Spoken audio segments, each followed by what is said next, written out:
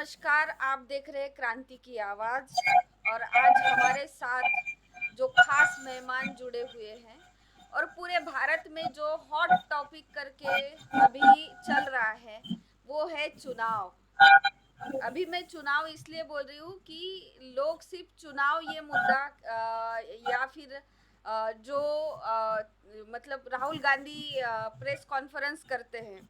खास करके उन्होंने जो प्रेस कॉन्फ्रेंस की उसके बाद में उन्होंने बहुत बड़ा मीडिया के माध्यम से कहा गया कि बहुत बड़ा आंदोलन भी हुआ है। लेकिन 2004 से जो लोग इस पर अपना बयान देते आ रहे हैं, बहुत सारे आंदोलन उन लोगों के तरफ से किए गए हैं। उन्हीं में से जिन्होंने ये आंदोलन चलाए और सूक्ष्म से सूक्ष्म जानकारी लोगों तक पहुंचाते रहे हैं और वो इस चीज के एक्सपर्ट है, ऐसे व्यक्ति हमारे साथ आज खास बातचीत करने के लिए आए हैं, जिनका नाम है सुधीर नाग। बहुत बहुत स्वागत है सर आपका। धन्यवाद मैडम। जी सर। सर, हम देख रहे हैं कि बहुत ही ज़्यादा पूरे भारत में अगर अभी कोई मुद्दा छाया है, जो आपने वर्क किया, काम किया बहुत दिनों से लगातार, 2014 से तो आप लोग उसी मुद्दे पर भिड़े थे। क्या लगता है आप लोगों को कि भारत में जो आप काम कर रहे हैं उसको लेकर अभी अपोजिशन की नींद खुली है? जी। देखिए, ईवीएम के इशू को सबसे पहले मैं आपके चैनल को धन्यवाद देना चाहता हूं, क्रांति की आवाज को धन्यवाद देना चाहता हूं। आपके जो दर्शक है उनको धन्यवाद देना चाहता हूं कि आप ये पहल कर रहे हैं। इस तरह से जो लोकतंत्र को जीवित रखने का काम जो सोशल मीडिया आज की तारीख में सोशल मीडिया के माध्यम से हो रहा है, तो ये काफी सराहनीय बात है। वास्तव में देखा जाए तो जो मीडिया है, वो मीडिया जो लोकतंत्र का पिलर है, उन्होंने ये काम करना चाहिए। मगर आज के तारीख में सोशल मीडिया के माध्यम से काम हो रहा है और बहुत बड़े पैमाने पर हो रहा है। ये social media is a global media और ये आवाज पूरे क्रांति की आवाज जो है पूरे भारत और भारत के बाहर ये सोशल मीडिया के माध्यम से आवाज जा रही है। तो आपका सबसे पहले मैं धन्यवाद करना चाहता हूं। जी, थैंक यू। दूसरी बात यह है कि ईवीएम के माध्यम से जो घोटाला हो रहा है और चुनाव आयोग इस घोटाले में शामिल है, उसके बहुत सारे प्रमाण, उसके बहुत सारे एविडेंस, प्रूफ, आधार, जी। तथ्य हमारे सामने है, हमारे पास है। हम लोगों ने सबसे पहले कि मैं आपको जानकारी दूं, माननीय वामन मेश्राम साहब जो कि राष्ट्रीय अध्यक्ष है वाम से न्यू दिल्ली, इनके माध्यम से सबसे मेजर बात अगर बताऊं तो माननीय वामन मेश्राम साहब ने चुनाव आयोग के विरोध में जी। सुप्रीम कोर्ट में याचिका, रीट पिटीशन फाइल करना, सुप्रीम कोर्ट में चुनाव आयोग के विरोध में कंटेम्प्ट ऑफ कोर्ट का केस फाइल करना, ये सबसे बड़ी बात है। और दूसरी सबसे बड़ी बात यह है कि वो केस जीतना।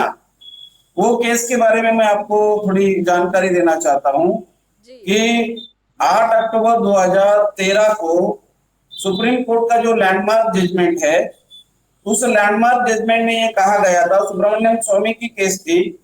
जी। सुब्रमण्यम स्वामी की केस में जो सुप्रीम कोर्ट ने जो जजमेंट दिया था, वो जजमेंट क्या था? Without VVPAT free fair and transparent election नहीं हो सकता। जी। तो जो डायरेक्शन सुप्रीम कोर्ट ने दिए थे, जी। उस डायरेक्शन के तहत 2014 में वीवीपीएटी मशीन, वहां पर भी सुप्रीम कोर्ट के तहत भी क्या हुआ था? सुप्रीम कोर्ट ने जो कहा था, सुप्रीम कोर्ट ने ये कहा था कि फेज वाइज वीवीपीएटी मशीन को लगाया जाए। जी। तो सुप्रीम कोर्ट के जो जज है जिन्होंने ये जजमेंट दिया था, पी सदाशिवम, तो ये जजमेंट अगर देखा जाए तो इसमें उन्होंने ये कहना चाहिए था कि जहां तक हो सके आप अगर वीवीपीएटी मशीन जहां नहीं लगा सकते वहां बैलेट से चुनाव होना चाहिए, एक बात। जी। और अगर मतलब जहां वीवीपीएटी मशीन लगा रहे हो और जहां नहीं लगा सकते तो वहां आपको वीवीपीएटी मशीन नहीं लगा रहे हो तो बैलेट से चुनाव करो, क्योंकि जजमेंट में क्या आया हुआ है, without VVPAT free fair and transparent election can not possible, जी नहीं हो सकता। अगर वीवीपीएटी केवल ईवीएम मशीन से फ्री फेयर एंड ट्रांसपेरेंट चुनाव नहीं हो सकता, ये सुप्रीम कोर्ट का लैंडमार्क जजमेंट है। बावजूद चुनाव आयोग ने क्या किया, 2014 में 0.33% वीवीपीएटी मशीन को लगाया गया था। जी अभी 0.33% वीवीपीएटी मशीन को लगाया गया, इसका मतलब क्या है, वो भी रियर एरिया में, जो नागालैंड है, मिजोरम है, उस एरिया में लगाया गया था। और 99.67% एरिया में वीवीपीएटी मशीन को नहीं लगाया गया। इसका मतलब सीधा सीधा ये होता है कि सुप्रीम कोर्ट का एक तो कंटेम्प्ट ऑफ कोर्ट का वायलेशन हो रहा है, जी सुप्रीम कोर्ट के डायरेक्शन का चुनाव आयोग ने वायलेशन किया, जी और वायलेशन करके चुनाव आयोग ने वायलेशन वायलेशन करके चुनाव कंडक्ट करवाए। केवल उतना ही नहीं, तो 2014 में बीजेपी को पावर मिली, और ये सारा जो हुआ उसका और एक सबूत मैं आपके सामने पेश करना चाहूंगा। जी आपने जीवीएल नरसिम्हा राव, जी जो कि उन्होंने बुक लिखी है, जीवीएल नरसिम्हा राव इन्होंने बुक लिखी है, democracy at risk. GVL Narasimha Rao बाद में बीजेपी के प्रवक्ता बने, और प्रवक्ता स्पोक्स पर्सन बने। स्पोक्स पर्सन बनने के बाद उनको जीवीएल जीवीएल नरसिम्हा राव को राज्यसभा का मेंबर बनाया। जी बीजेपी ने आंध्रा के जीवीएल नरसिम्हा राव, उनको बीजेपी ने जीवीएल नरसिम्हा राव को राज्यसभा का मेंबर बनाया। अभी जीवीएल नरसिम्हा राव के बारे में मैंने, जीवीएल नरसिम्हा राव जो है उनके उन्होंने भी बहुत सारे सबूत प्रोवाइड किए जी ईवीएम के विरोध में। उन्होंने उस बुक में क्या लिखा है, एक बहुत बहुत महत्वपूर्ण बात यहाँ पर आपको बताना चाहूंगा। जी डेमोक्रेसी एट रिस्क, इस बुक में उन्होंने लिखा हुआ है, जो आदमी बीजेपी का स्पोक्स पर्सन रहा, जो आदमी राज्यसभा का मेंबर रहा, उन्होंने क्या कहा, जी 2009 का इलेक्शन होने के पहले चुनाव आयोग की जो टेक्निकल एक्सपर्ट कमेटी है, टेक्निकल एक्सपर्ट कमेटी ने चुनाव आयोग के लोगों को ये कहा था, टेक्निकल एक्सपर्ट कमेटी ने चुनाव आयोग को और चुनाव आयोग के लोगों को ये कहा था कि जो 9 लाख मशीनें हैं जी जो इस्तेमाल करने वाली है, 2009 की चुनाव में जो मशीनें इस्तेमाल करने वाले हो, वो मशीनें सिक्योरिटी स्टैंडर्ड के लिए योग्य नहीं है। जी 2009 में टेक्निकल एक्सपर्ट कमेटी, चुनाव आयोग की टेक्निकल एक्सपर्ट कमेटी चुनाव आयोग को बोल रही है। जी फिर भी चुनाव आयोग ने क्या किया, 9,03,000 मशीनों को इस्तेमाल करते हुए 2009 का इलेक्शन कंडक्ट करवाया। जी उसके बाद जो असेंबली के इलेक्शन होते रहे 2010, 11, 12, 13, 14 का, मतलब 14 तक जो असेंबली के इलेक्शन हुए उन्हीं मशीनों से कंडक्ट करवाए। और 2014 का जो इलेक्शन हुआ लोकसभा का, वो लोकसभा का इलेक्शन भी उन्हीं मशीनों से उन्होंने कंडक्ट करवाया, जिसके बारे में जीवीएल नरसिम्हा राव क्या बोल रहे हैं, उनके बुक में लिखी दस्तावेज है, जी वहां पर वो बोल रहे हैं कि ये मशीनें, टेक्निकल एक्सपर्ट कमेटी ने ये कहा है कि ये मशीनें सिक्योरिटी स्टैंडर्ड के लिए योग्य नहीं है, ये मशीनें आपने चुनाव में इस्तेमाल नहीं करनी चाहिए। मगर 2009 से लेके जो लोकसभा का चुनाव 2009 का है, उसमें उन्हीं मशीनों से चुनाव करवाया, और असेंबली का भी चुनाव करवाया 2014 तक। 2014 का लोकसभा का इलेक्शन करवाया। 16 मई 2014 को इलेक्शन का रिजल्ट डिक्लेयर हुआ। एक महत्वपूर्ण बात इसमें ऐड करना चाहता हूं, 16 मई 2014 को इलेक्शन का रिजल्ट डिक्लेयर हुआ। 16 मई के बाद 25 मई 2014 को इलेक्शन कमीशन ने उनके वेबसाइट पर आंकड़े पब्लिश किए। जी इलेक्शन कमीशन ने आंकड़े पब्लिश करने, आवाज आ रही है? जी जी इलेक्शन कमीशन ने 2014 के 25 मई 2014 को आंकड़े पब्लिश किए। जी आंकड़े पब्लिश करने के बाद, इलेक्शन के आंकड़े पब्लिश करने के बाद 26 मई को नरेंद्र मोदी को प्राइम मिनिस्टर घोषित किया। जी 27 को नरेंद्र मोदी ने ब्लैक मनी का स्लोगन लगाया। सारे लोगों का ध्यान ब्लैक मनी के ऊपर। जी बीच बीच में फोन आ रहे हैं शायद। आवाज बराबर है? हाँ सर, आवाज ठीक है। 27 मई को नरेंद्र मोदी ने ब्लैक मनी का स्लोगन लगाया। 28, 29, 30 गया। तो जून महीने में जी 9 लाख ईवीएम मशीनों को जी इलेक्शन कमीशन ने कबाड़ घोषित किया। 9 लाख मशीनों को कबाड़ घोषित किया, जिसमें जो घोटाले घोटाले हुए, जी घोटाले के सबूत थे कंट्रोल यूनिट में। तो कबाड़ घोषित किया, सारा मामला रफा दफा हो गया। ये हो गया 2014 के इलेक्शन का। सर, तब अपोजिशन क्या कर रही थी? अपोजिशन क्या कर रही थी तब? देखिए, अपोजिशन ये बहुत बड़ा षड्यंत्र है। ये षड्यंत्र जो आज जिस तरह से कोई कुछ लोग राहुल गांधी को, जो अपोजिशन का लीडर है, जी राहुल गांधी को पप्पू बोलते हैं। राहुल गांधी को लोग पप्पू बोलते हैं, मगर वो पप्पू नहीं है। वो शासक जाति का,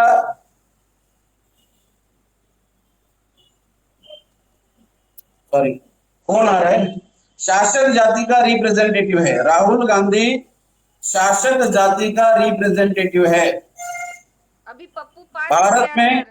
अभी पप्पू पास हो हाँ, गया। अभी पप्पू पास हो गया प्रेस नहीं कॉन्फ्रेंस नहीं में नहीं कल। नहीं नहीं, जी राहुल गांधी पप्पू नहीं है। जी राहुल गांधी, मैं इस बात को आधार बनाकर अपोजिशन पार्टी 2014, आपका जो क्वेश्चन है वो क्वेश्चन का जवाब देना है मुझे। जी आज भी लोग राहुल गांधी को पप्पू बोलते हैं, पप्पू बोलते हैं, लेकिन राहुल गांधी पप्पू नहीं है। राहुल गांधी जो 2000 साल का जो शासक है, हमारे लोगों को, जो ब्राह्मण है, भारत में अल्पसंख्यक है। 2000 साल पहले अल्पसंख्यक था, आज भी ब्राह्मण अल्पसंख्यक है। ब्राह्मण माइक्रो माइनॉरिटी है, ब्राह्मण अल्पसंख्यक है, ब्राह्मण बाय डीएनए विदेशी है। अल्पसंख्यक लोग बहुसंख्यक लोगों पर राज नहीं कर सकते, मगर आज की तारीख में कर रहे हैं। तो हमारे लोगों को क्या समझ में आता है? केवल रूल समझ में आता है, कांग्रेस का रूल, बीजेपी का रूल।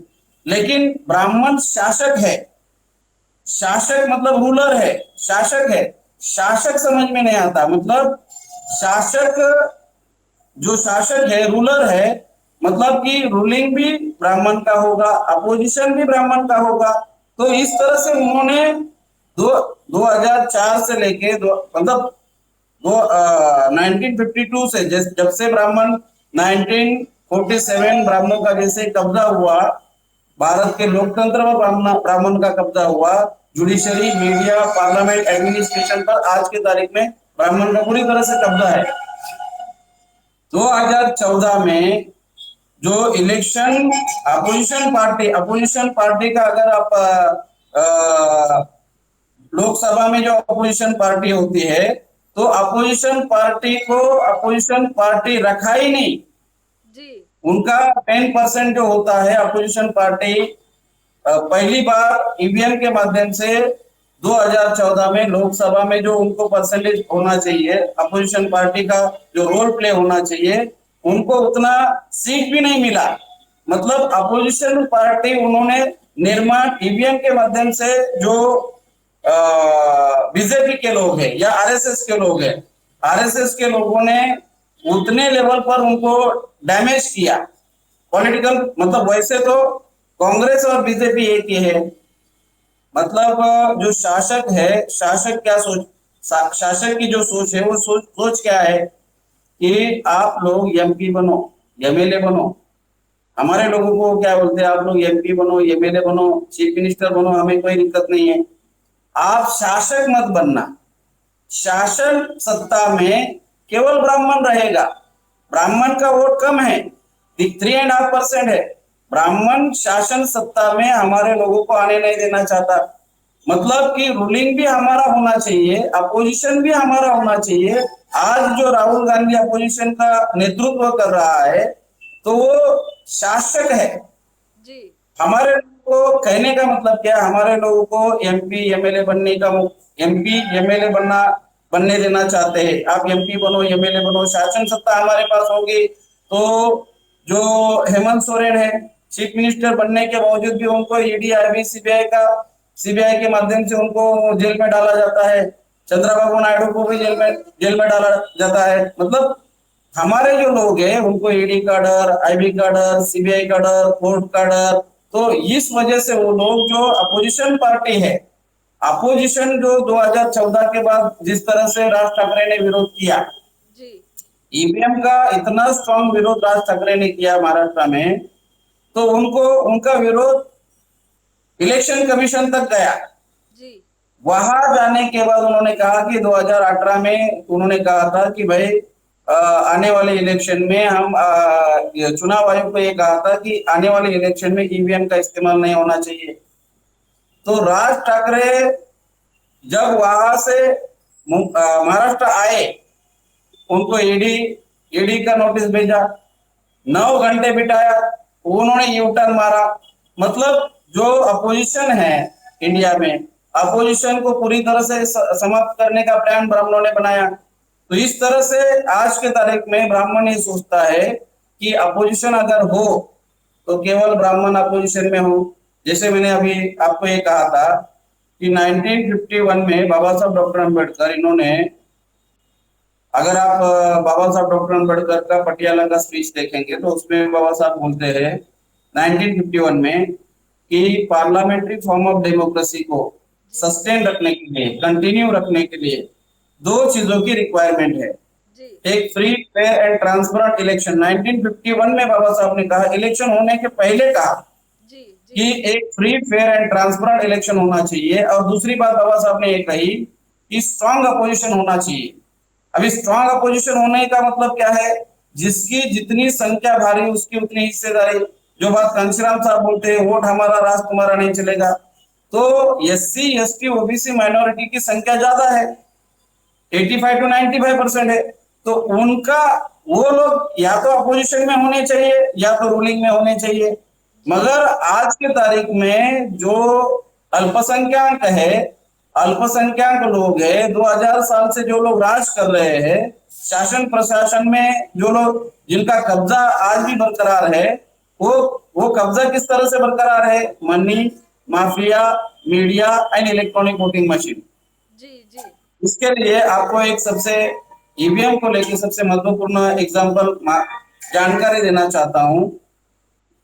ईवीएम का जो शुरुआत हुई 1982 में, जी जो आज आप अपोजिशन की बात कर रहे हैं, अपोजिशन को लेके मैं बोल रहा हूं, कांग्रेस को लेके बोल रहा हूं। कांग्रेस उस वक्त अपोजिशन में है। जी 1982 में जी केरला में पारूर करके एक असेंबली एरिया है, तो बाय इलेक्शन में एक सीट पर वहां चुनाव हुआ केरला में 1982 में, वहां पर ईवीएम का इस्तेमाल हुआ। जी अभी ये यहां से चुनाव आयोग की बदमाशी आपको बताना चाहता हूं। चुनाव आयोग किस तरह से बदमाश है।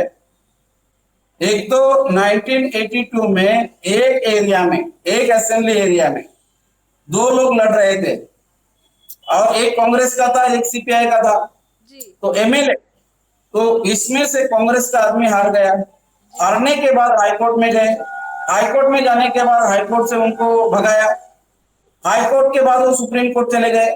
सुप्रीम कोर्ट में जाने के बाद सुप्रीम कोर्ट में उन्होंने प्रूव किया कि भाई ये जो ईवीएम मशीन है, ईवीएम मशीन को, दो बातों को उन्होंने जिक्र किया वहां पर। वो बातें सुब्रमण्यम स्वामी का जो बुक है, जी electronic voting machine unconstitutional and tamperable, जी इसमें सुब्रमण्यम स्वामी ने लिखा है democracy at risk, GVL Narasimha Rao, ये इनका बुक है। इस बुक में भी लिखा हुआ है। जीवीएल नरसिम्हा राव इन्होंने लिखा है। तो ये क्या लिखा है, तो वहां 1982 में जो इलेक्शन हुआ और वो जो एमएलए हारा, हारने के बाद हाईकोर्ट गए, हाईकोर्ट से सुप्रीम कोर्ट गए और सुप्रीम कोर्ट में उन्होंने ये प्रूव किया कि पीपल्स रिप्रेजेंटेशन एक्ट 1951, जी इलेक्शन कंडक्ट रूल 1960, ये दो रूल जो है, ये जो एक्ट है, इसमें कोई भी प्रावधान नहीं किया हुआ। बिना प्रावधान पार्लियामेंट में इसके ऊपर डिस्कशन नहीं हुआ, बिल पास नहीं हुआ, कुछ भी नहीं हुआ। तो आप लोग ईवीएम, ये जो इलेक्शन कमीशन है, इलेक्शन कमीशन ने ईवीएम का इस्तेमाल ही नहीं करना चाहिए। क्यों? क्योंकि कहने का सुप्रीम, मतलब जगह बनाई सर, वहां से जगह बनाई ईवीएम के लिए, ये कहना चाहते हैं आप। हाँ हाँ हाँ हाँ, तो देखिए इलेक्शन कमीशन जो है, यहां से इलेक्शन कमीशन ने बदमाशी करना शुरू किया। ये बारीक बातें हैं, बारीक बातें लोगों के सामने, लोगों के पब्लिक में ये बातें आई, मतलब बहुत ज्यादा लेवल पर आनी चाहिए। तो उसमें मैं इसके ऊपर फोकस करना चाहता हूं और ये चुनाव आयोग को भी चैलेंज करना चाहता हूं इस वीडियो के माध्यम से कि चुनाव आयोग कितनी बदमाशी कर रहा है। ये लोगों के सामने हम उजागर करना चाहते हैं कि जब भाई आपका कोई प्रावधान ही नहीं है, जी ईवीएम इस्तेमाल करने का कोई प्रावधान ही नहीं है, और आप अगर कॉन्स्टिट्यूशन पढ़ेंगे, पार्ट 15 पढ़ेंगे, संविधान का पार्ट 15 पढ़ेंगे, उसमें आर्टिकल 324, इलेक्शन कमीशन के रेफरेंस में आर्टिकल 324 से लेके 329 अगर आप पढ़ेंगे, तो पहला 324 का आर्टिकल क्या है, उसमें लिखा है सुप्रिटेंडेंस, डायरेक्शन एंड कंट्रोल के साथ free fair and transparent election होना चाहिए, चुनाव आयोग की जिम्मेदारी है।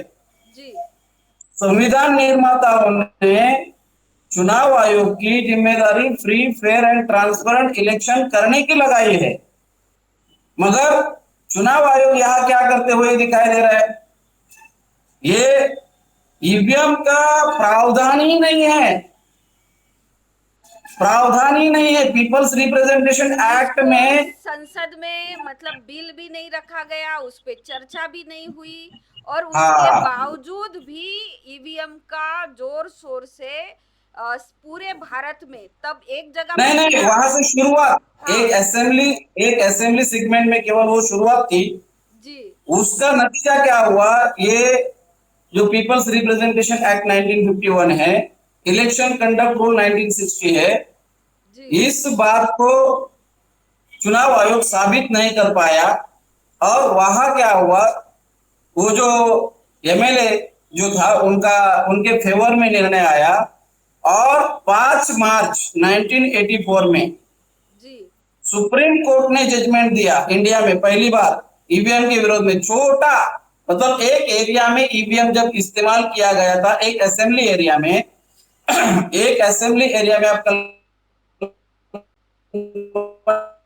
आज भी वो डॉक्यूमेंट अवेलेबल है सुप्रीम कोर्ट का, जी पारूर एरिया में असेंबली सेगमेंट में बाई इलेक्शन में, मतलब कि जो केरला का असेंबली असेंबली इलेक्शन होने के बाद कोई तो मर गया होगा एक एमएलए, तो उस एक सीट पर केवल एक सीट पर ईवीएम का इस्तेमाल किया धोखाधड़ी से चुनाव आयोग ने।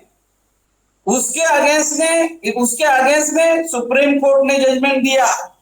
जी ये मैं मेरी मन की बात नहीं बोल रहा हूं नरेंद्र मोदी के जैसा, ये जी मैं मेरे मन की बात नहीं बोल रहा हूं, ये हकीकत की बात बोल रहा हूं। और इसके आधार पर 5 मार्च 1984 को जजमेंट आया, जी इलेक्ट्रॉनिक वोटिंग मशीन अनकॉन्स्टिट्यूशनल, ये जजमेंट वहां आया, उस वक्त आया।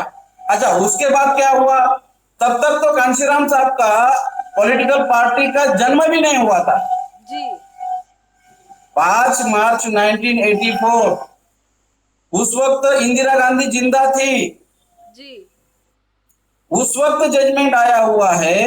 अभी उसके बाद क्या हुआ, वो एक किस्सा आपको बताता हूं। उसके बाद 5 मार्च को ये दो जो रूल है, जो एक्ट है, इस एक्ट का हवाला देते हुए सुप्रीम कोर्ट ने यह कहा कि आपने कोई भी प्रावधान नहीं किया जी पीपल्स रिप्रेजेंटेशन एक्ट को लेके।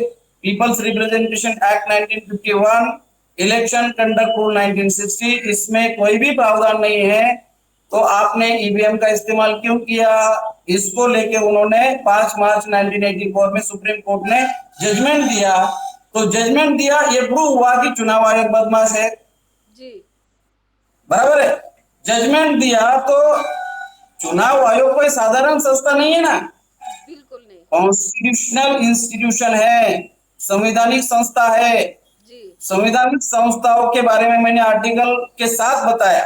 दूसरी बात, अभी ये होने के बाद 1989 में 15 मार्च 1989 में देखिए 15 मार्च 1989 में क्या हुआ, पार्लियामेंट में इन लोगों ने पीपल्स रिप्रेजेंटेशन एक्ट का पीपल्स रिप्रेजेंटेशन एक्ट 1951 में संशोधन किया।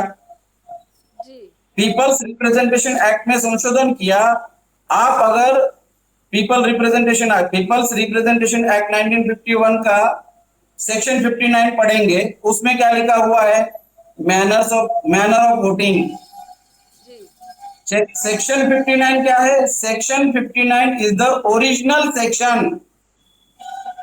पीपल्स रिप्रेजेंटेशन एक्ट में, पीपल्स रिप्रेजेंटेशन एक्ट 1951 में सेक्शन 59 ये ओरिजिनल सेक्शन है। जी ओरिजिनल सेक्शन में क्या लिखा है? मैनर ऑफ वोटिंग, वोटिंग किस तरह से होगी, वोटिंग किस तरह से होगी, तो उसमें क्या लिखा हुआ है? बैलेट बॉक्स से होगा, बैलेट पेपर से होगा, बैलेट बॉक्स बैलेट पेपर से वोटिंग होना चाहिए। ये अभी भी लिखा हुआ है सर, ये अभी भी लिखा हाँ, है।